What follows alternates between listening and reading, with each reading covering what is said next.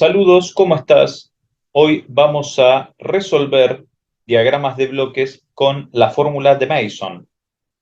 Es una fórmula muy útil porque permite resolver diagramas de bloques representativos de sistemas de control que son muy complejos y que con el álgebra de bloques nos llevaría mucho tiempo.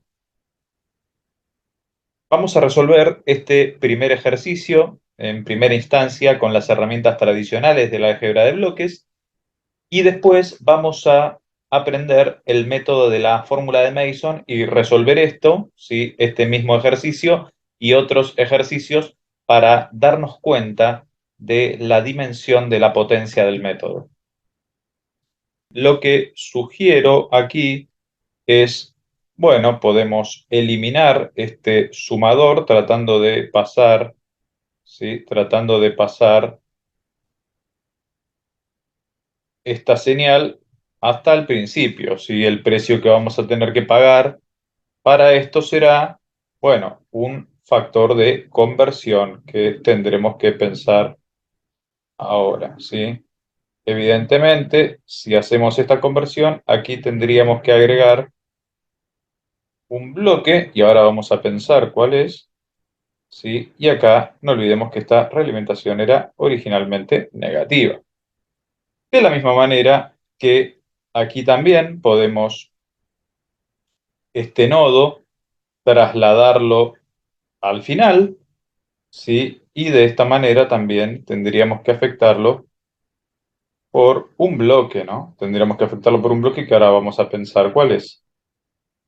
Si lo pensamos así, como lo que nos tiene que dar es lo mismo, bueno, originalmente cuando tomaba la muestra de realimentación de este punto, no estaba afectado por G sub 4. Sin embargo, ahora que vuelve a partir de aquí está afectado por G sub 4. Entonces, la lógica sería que este bloque tendría que dividir por G sub 4 para tener en esta señal, ¿sí? En esta señal lo mismo que tenías antes, ¿sí? De la misma manera que aquí para tomar la realimentación desde el comienzo, vos fíjate que todo esto va a estar afectado por G sub 1. Sin embargo, cuando tomaba la realimentación desde aquí, no estaba afectado por G sub 1. Entonces, la lógica nos dice que a este bloque habrá que aplicarle el 1 sobre G sub 1 para que multiplicado por G sub 1 nos quede lo mismo que antes. Por supuesto que este sumador intermedio ahora va a quedar eliminado y esta va a ser una única señal. Si no hicimos lío, así debería ser. Fíjate que ahora estos bloques se encuentran en serie, por lo que podemos armar un diagrama de bloques equivalente para esta parte, ¿no? Si tendríamos G sub 1 por G sub 2, todo esto afectado por esta realimentación negativa.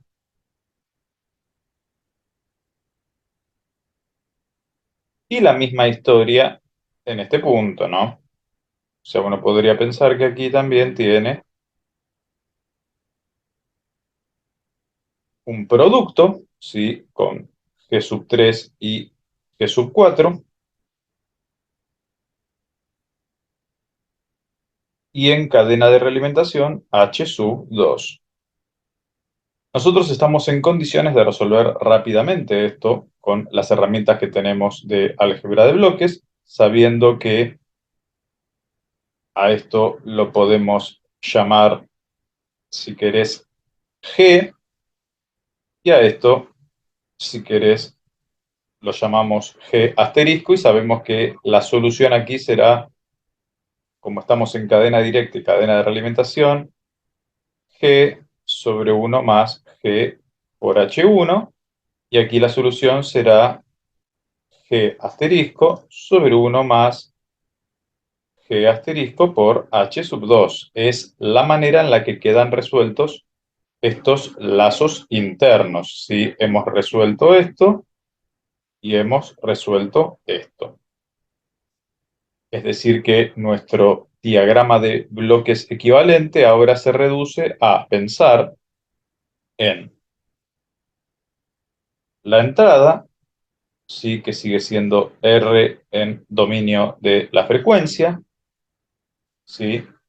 Ya hemos tenido en serie estos valores, ¿sí? Primero este, ahora está en serie con este, siendo G originalmente G1 por G2 y quedando en el denominador, perdón, 1 más G1, G2, H1. En primera medida tenemos esto. Y en segunda medida en serie tendremos G3 por G4 sobre 1 más G3, G4, H2, teniendo CDS al final. Y en cadena de realimentación, el lazo que nos queda es este que señalamos aquí. Entonces tendremos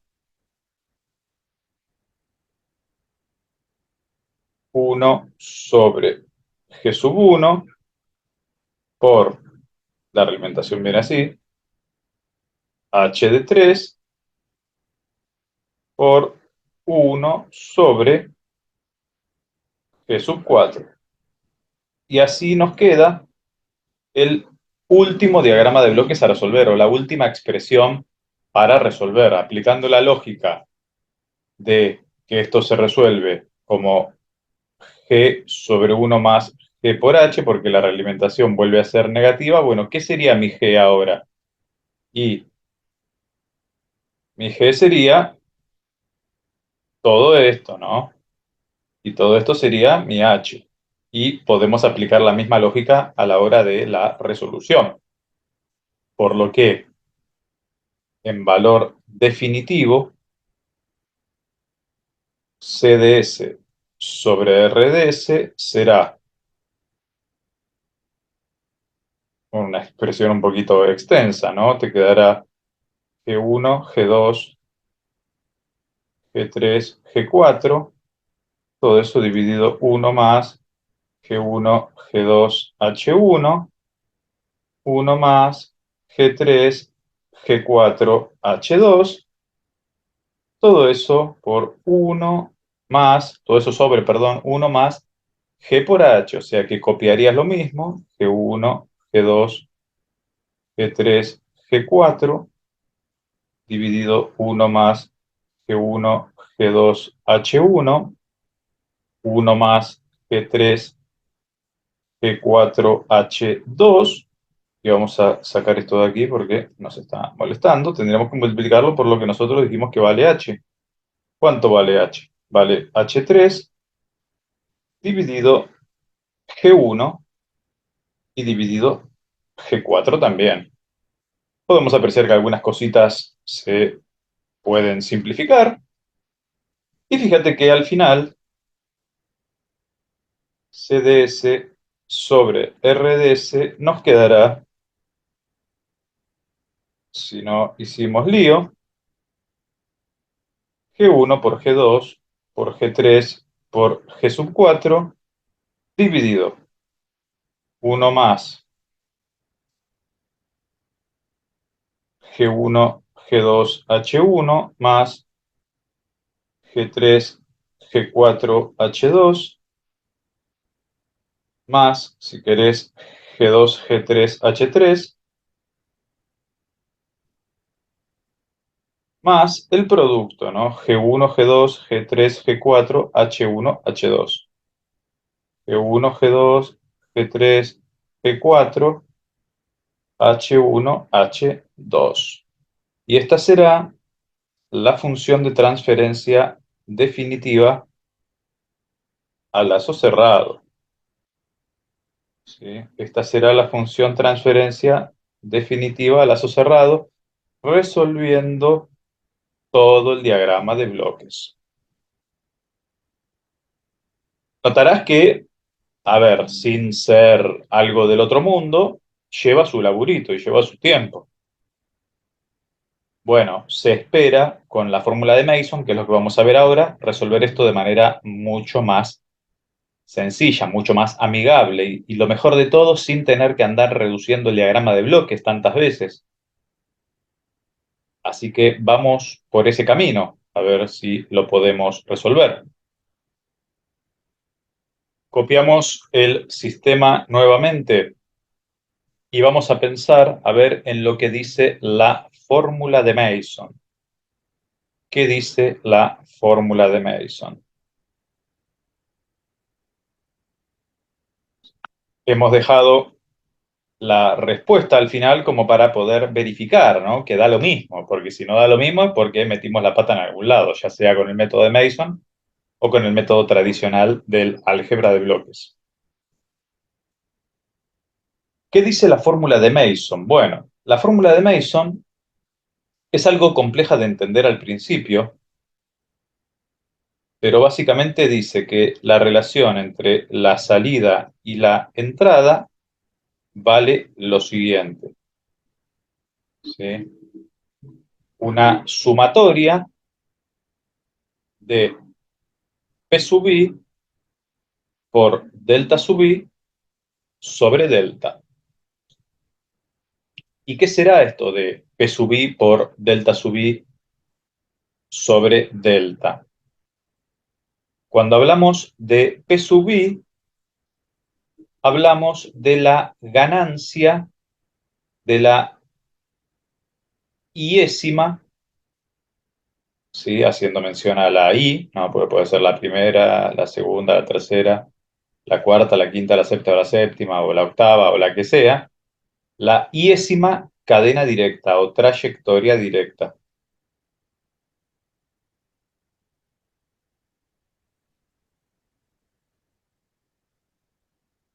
¿Qué es esto de la trayectoria directa? Todos los caminos que te llevan desde R hasta C. Y ahora vamos a ver de qué se trata eso. Por ejemplo, en este diagrama, ¿cuántas trayectorias directas tenemos? ¿Cuántos caminos nos llevan desde R hasta C? Podemos apreciar que en este diagrama un solo camino nos lleva desde R hasta C. Y ese camino, cómo viene la ganancia en ese camino? ¿Sí? La ganancia en ese camino, que será P sub 1, porque es el único camino que hay, será el producto de las ganancias G sub 1, G sub 2, G sub 3 y G sub 4. Hasta ahí vamos bien, ¿sí? Tenemos lo que vale el P sub i en este caso. Delta sub i, bueno, para entender qué es delta sub i, primero tenemos que entender lo que es delta. Delta sería como una especie de determinante. Sería como una especie de determinante y su valor viene dado por, primero, 1 menos la sumatoria de las ganancias por lazo. Vamos a ponerlo así, ¿sí? Ganancias por lazo, sumatoria de las ganancias por lazo, más la sumatoria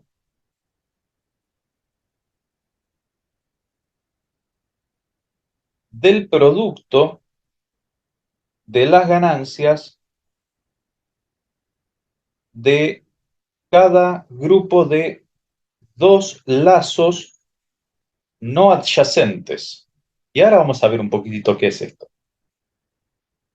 Menos la sumatoria del producto de las ganancias de todos los grupos de los tres lazos no adyacentes. Y bueno, y la serie es una serie alternada y sigue de esta manera, ¿no? Ganancias de grupos de 4 lazos no adyacentes. Fíjate que es una serie alternada, más menos. Seguirá así, ¿no? Con quinta, más 6. Bueno, esto seguirá hasta donde corresponda, ¿no?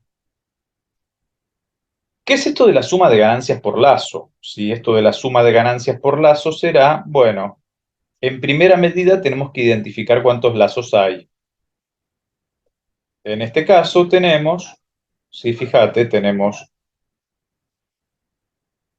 un lazo, ¿sí? Podemos llamarlo L1, otro lazo que podemos llamarlo L2 y otro lazo aquí que se cierra que podemos llamarlo L3. Entonces, L1 será con su signo, ¿viste? Será G1, G2, H1 y como cierra con un menos, será entonces menos G1, G2, H1. L sub 2 será menos G3, G4, H sub 2. L3 será menos G2, G3, H3. Esto en cuanto a la suma de ganancias por lazo. Entonces parecería que acá nuestro delta será, ¿sí? Si quisiéramos armar el delta nuestro, tendremos 1 menos la suma de ganancias por lazo. Entonces tendríamos L1 más L2 más L3. Y ahora reemplazamos por lo que dijimos que valen, ¿no? Esa sería la suma de ganancias por lazos. Más la suma de el producto de ganancias de los grupos de dos lazos no adyacentes. ¿Qué significa que no sean adyacentes los lazos? Bueno, que no compartan ramas en común. Vos fijate que si quiero comparar lazo 1 con lazo 3, bueno, comparten esta rama, así que esos no serían no adyacentes. Lazo 2 con lazo 3 comparten esta rama, ¿sí? Entonces esos no serían no adyacentes, no me serviría la cosa, pero lazo 1 con lazo 2 no comparten ninguna rama en común. Entonces, aquí podríamos poner el producto de lazo 1 con lazo 2. Y es el único grupo de dos lazos que no se tocan. ¿Sí? O sea, es el único conjunto que aparece de dos lazos que no se tocan. Por supuesto que después, suma de producto de las ganancias de tres lazos no adyacentes no hay, porque acá hay tres lazos en total, pero sin embargo comparten alguna rama en común entre ellos, entonces todo esto quedaría fuera. Y si no hay grupo de 3, obviamente tampoco hay grupo de 4, ni grupo de 5, ni grupo de 6, etcétera, etcétera. Como regla general, estadísticamente hablando y como una barbaridad, puede llegar a presentarse el escenario tres grupos de lazos que no se tocan. Como una barbaridad llegarías a este término. No pasará, por lo menos no vas a tener que trabajar con el grupo de 4, de 5, de 6 lazos que no se tocan. A ver, todo puede pasar, ¿no? Porque un hecho aislado siempre existe la posibilidad, pero estadísticamente hablando, en todos los ejercicios que vas a resolver, llegarás con mucha mala suerte a un grupo de tres lazos que no se tocan, ¿sí? Más que eso no te va a tocar en los ejercicios que tengas que resolver en papel, por ejemplo. Así que en este caso, ¿sí? En este caso, para este problema puntual, el delta vale esto. Queda por definir cuánto vale el delta I, porque bueno, lo teníamos acá también, ¿no? Porque ahora ya sabemos cuánto vale delta, pero bueno, ¿cuánto valdrá delta I? Será la pregunta. Bueno, delta I se calcula de la misma manera que delta, pero sin considerar la iésima trayectoria directa.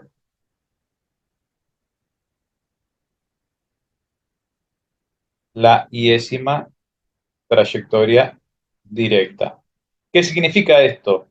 Tendríamos que ver cuántos lazos quedan vivos si nosotros borramos la cadena directa. O sea, si nosotros borramos la cadena directa, ¿cuántos lazos quedarían vivos? Y acá podemos apreciar que no queda ningún lazo vivo. Por lo tanto, en este ejercicio puntual, delta 1 vale solamente 1. ¿Por qué? Porque no queda ningún lazo vivo. Se calcularía de la misma manera que el delta, pero sin considerar esta cadena directa. Entonces, el delta 1 podemos decir que vale 1. Ya con todo el razonamiento armado, estamos en condiciones de definir cómo encontrar la función de transferencia. Vamos a hacerla en este espacio. Tenemos C sobre R y vamos a tratar de trazar acá la función de transferencia con lo que hemos aprendido. Bueno, esto es una sumatoria. Sucede que acá solamente tenemos un único camino en cadena directa, entonces tendremos arriba G sub 1 por G sub 2 por G sub 3 por G sub 4, que es lo que vale P sub 1, por delta 1, que es 1 menos 0, o sea, 1 menos nada, ¿no? O sea, sería multiplicar esto por 1, o sea que lo ponemos como para que recuerdes que corresponde a esto, pero bueno, ya ni se pondría, ¿no? ¿Y abajo qué nos queda? 1 menos la sumatoria de ganancias por lazo en primera medida, o sea, 1 más G1, G2, H1, más G3, G4, H2, más G2, G3, H3, más el grupo de dos lazos que no se tocan. Si el grupo de dos lazos que no se tocan serán L1 y L2, o sea que aquí tendrías que poner, fíjate que menos por menos se vuelve más, te quedaría entonces G1, G2, G3, G4, H1 y H2. ¿Sí? Entonces, fíjate, bueno, no he sido aquí el máster de la prolijidad, pero creo que en términos generales se comprende la idea. Fíjate que nos da lo mismo que si lo hubiéramos resuelto con las herramientas del álgebra de bloques. Y vos podrás estar pensando con todo el derecho del mundo, sí, pero tardé más. Bueno, tardaste más porque es la primera vez que ves el método. Una vez que entiendas cómo identificar los lazos fácilmente y las cadenas directas, ¿sí? Una vez que entiendas cómo se hace eso, vas a ver que lo vas a resolver mucho más rápido y diagramas mucho más complejos que este, como vamos a ver a continuación. Y vamos a resolver otro ejercicio, ¿sí? En donde tengamos que calcular las funciones de transferencia de dos entradas, ¿sí? C sobre R1 en primera medida, si querés, con R2 igual a 0, y después C sobre R2 pensando que R1 vale 0. O sea, estamos pasivando la entrada que no estamos considerando, ¿sí? Sería eso básicamente. Vamos, en primera medida, a tratar de hacer C sobre R1. ¿Sí? Si hacemos C sobre R1 en primera medida, en dominio de S sería todo esto, ¿no? Pero bueno, por simplicidad a veces no lo ponemos, pero lo omitimos, pero bueno, tenemos que tener presente que todo esto es en dominio de Laplace. Fíjate cómo sería. Bueno, vamos a trazar, ¿sí? Ahí la línea de fracción, que suele ser bastante larga en la resolución de estos ejercicios, pero bueno, ahora veremos lo que nos toca. Sí, acordate de la fórmula de Mason, ¿eh? La fórmula de Mason que decía sumatoria de P sub I, delta sub I sobre delta. Fíjate una cosa, ¿no? Que el término que siempre te va a servir o el término que no va a cambiar nunca independientemente de la entrada que tengas y de la cadena directa es el delta, ¿sí? Y esto es lo que tiene de poderoso el método de Mason, porque los lazos del sistema, independientemente de cuál sea la entrada, van a ser siempre los mismos. Vas a tener, en este caso, ¿sí? Bueno, uno menos la suma de ganancias por lazos individuales. Bueno, ¿cuántos lazos individuales hay? Acá tenemos uno, fíjate. Este le podemos llamar, si querés, L1. A este le podemos llamar, si se quiere, L2. Y a este, bueno, el que va y viene así desde el principio hasta el final y que vuelve por acá, ¿no? Sí, si querés, bueno, no quería empeojar mucho el dibujo, pero bueno, sería así. L3. Lo cierro así como para que entiendas cuál es nomás. L3. Bien, entonces vos tenés acá L1 más L2 más L3. Y la pregunta será, ¿tenés grupo de dos lazos que no se tocan? No, todos los lazos comparten alguna rama en común. Entonces, muere acá, ¿sí? Muere acá la cosa, ¿listo? Entonces, el determinante, el supuestamente más complicado de todos, ya está, muere acá, ¿sí? Y esto es independiente de donde vos consideres la entrada. Bueno, ahora te quedaría pensar, bueno, ¿cuántas cadenas directas tenés? A ver, si estás considerando R1 hacia C, bueno, entonces la cadena directa P sub 1 será, bueno, G1, G2, G3.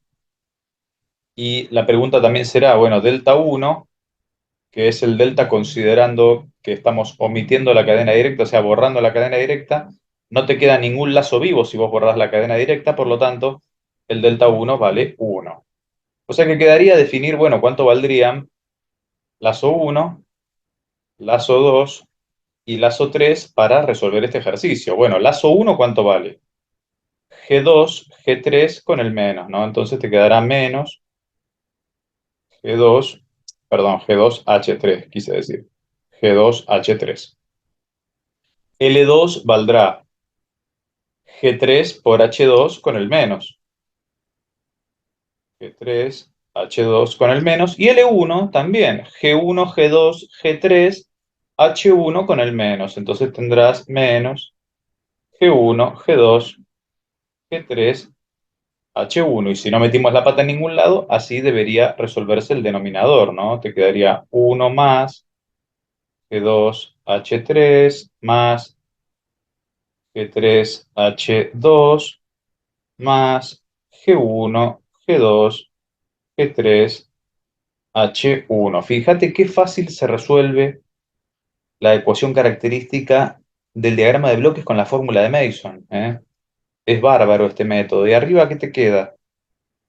P1 por delta 1 para este camino, ¿no? Entonces te quedaría solamente G1, G2, G3. Entonces, si no metimos la pata en ningún lado, la salida C versus la entrada R1 ya la tenemos resuelta. Quedaría que pensemos, bueno, ¿cómo te queda C sobre R2? Si quisieras pensarlo así, fíjate, si querés pensar C sobre R2, si querés considerando que R1 vale 0, fíjate lo que tiene de bárbaro el método, porque quiere el denominador como la estructura, ¿sí? La arquitectura del diagrama de bloques no cambió, el denominador es el mismo, porque el denominador te habla de los lazos existentes en total, no te habla de cuál es la entrada. Entonces, en el denominador te va a quedar lo mismo, ¿sí? Fíjate el laburo que te estás ahorrando. Si no tenés que hacer cosas raras de llevar este a la entrada y volver a dibujar el diagrama de bloques, eso quedó atrás, ya está. Ahora, mira para adelante y usa la fórmula de Mason, ¿sí?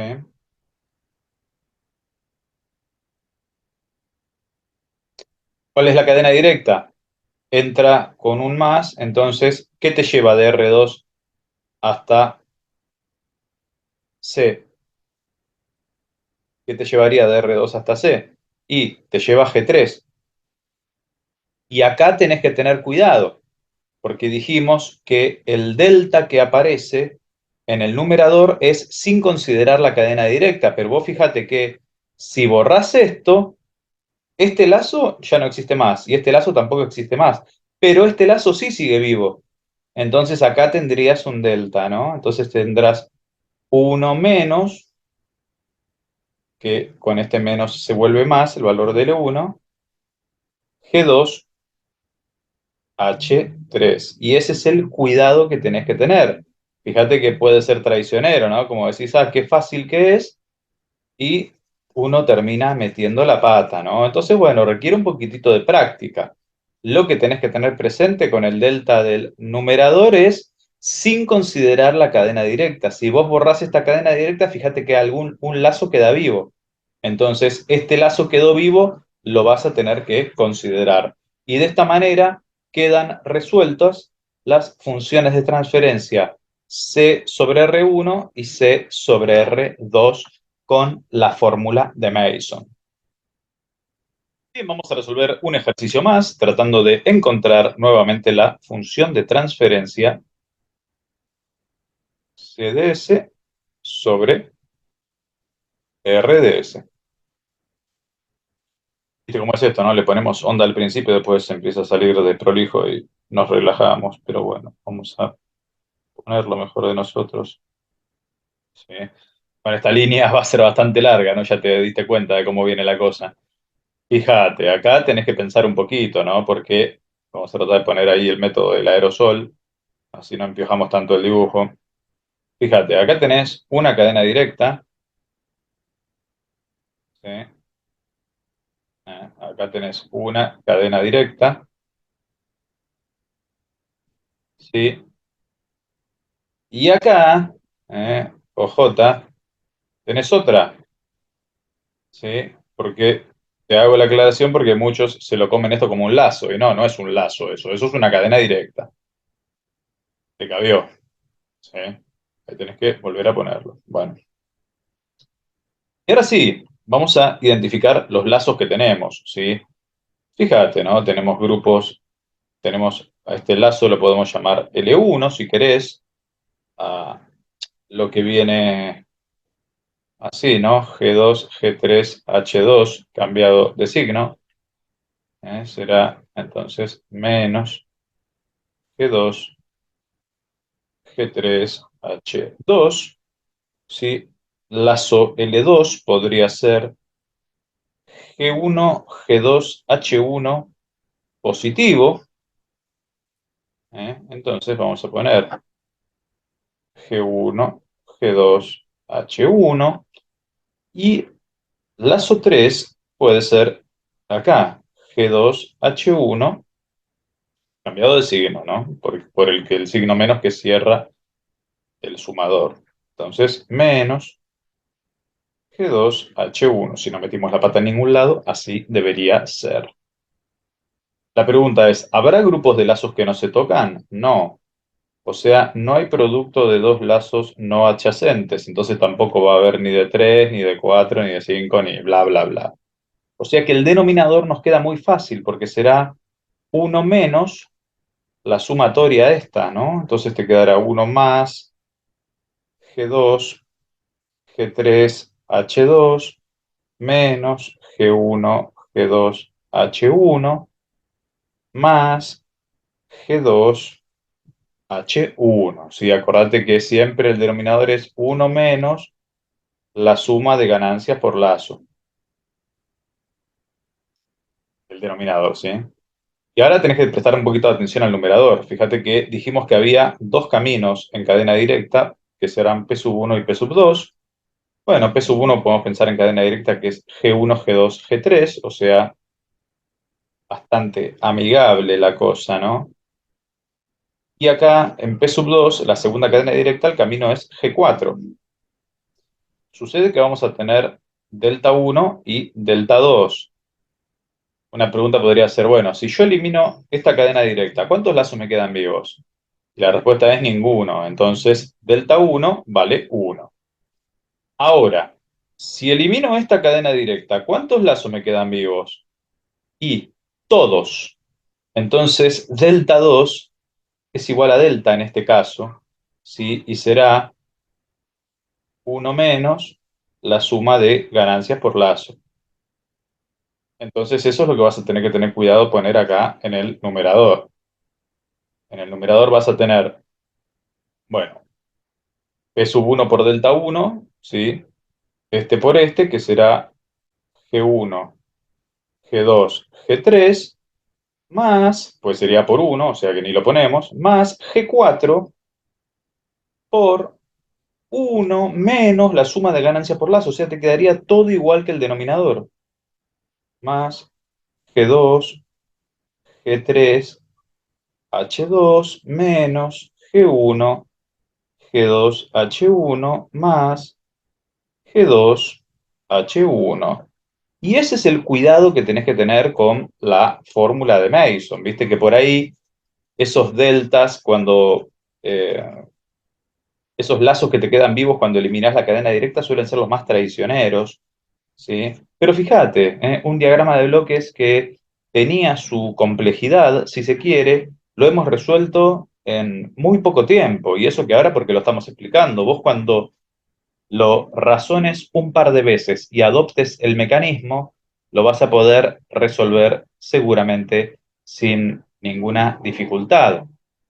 y diagramas mucho más complejos todavía, ¿sí? Esta es un poco la idea de la clase de hoy. Me habían preguntado sobre la fórmula de Mason, que lo he mencionado en una clase, así que un poco para tratar de resolver esa duda y que te haya quedado un poquito más claro el método. Obviamente que vas a tener que practicar. Cualquier diagrama de bloques que vos tengas y que ya tengas el resultado, podés verificar con la fórmula de Mason para ejercitar el método. Y acá la ejercitación es infinita porque todos los diagramas de bloques con los que vos venís trabajando podés volver a resolverlos con este método y bueno, el límite lo pones vos, obviamente. Esta fue la clase de consulta de la fórmula de Mason. Espero que te haya gustado. Yo soy Jorge Alejandro y nos vemos en la próxima. Chao.